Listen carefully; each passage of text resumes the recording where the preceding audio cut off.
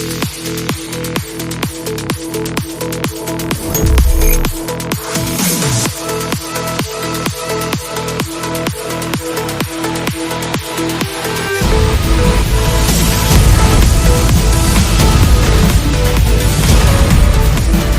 Marathi, the voice of Maharashtra. Pune Bengaluru राष्ट्रीय महामार्गावरील खंबाटकी घाटातील नव्या बोगद्याची ट्रायल शनिवारी यशस्वीरित्या पार पडली. पुढील 8 दिवस या बोगद्यातून ट्रायल बेसिसवर हलक्या वाहनांची सुपरफास्ट वाहतूक सुरू ठेवण्यात येणार असून यामुळे सातारा पुणे दरम्यान प्रवास करणाऱ्या प्रवाशांना दिलासा मिळणार आहे. दरम्यान जिल्हाधिकारी संतोष पाटील, जिल्हा पोलीस प्रमुख तुषार दोशी यांच्यासह वरिष्ठ अधिकाऱ्यांच्या उपस्थितीत ट्रायल बेसची यशस्वी चाचणी घेण्यात आली.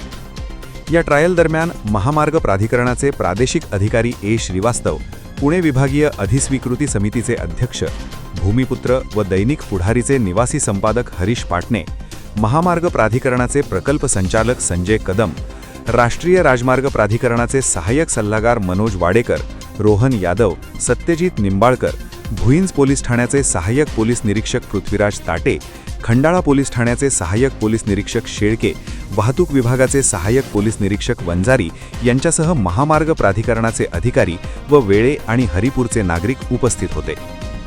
खंबाटकी घाटात सतत होणारी वाहतूक कोंडी आणि अपघात लक्षात घेऊन केंद्र सरकारने येथे 2 नवीन बोगद्यांसाठी 926 कोटी रुपयांचा निधी मंजूर केला होता.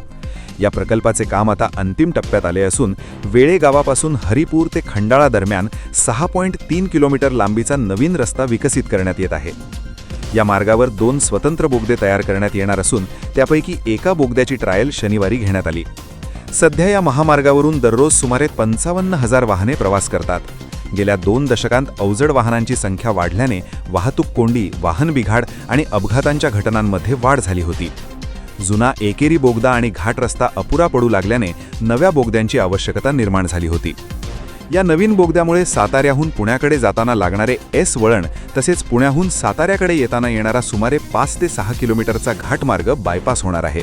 परिणामी वेळे ते खंडाळा हे अंतर 5 ते 7 मिनिटात पूर्ण होणार असून प्रवाशांचा वेळ व इंधनाची बचत होणार आहे. तसेच वाहतूक कोंडीही मोठ्या प्रमाणात कमी होण्यास मदत होणार आहे. ट्रायल कालावधीनंतर उर्वरित अपूर्ण कामे पूर्ण करून हा नवीन बोगदा कायमस्वरूपी प्रवाशांच्या सेवेसाठी खुला करण्यात येणार असल्याची माहिती अधिकाऱ्यांनी दिली.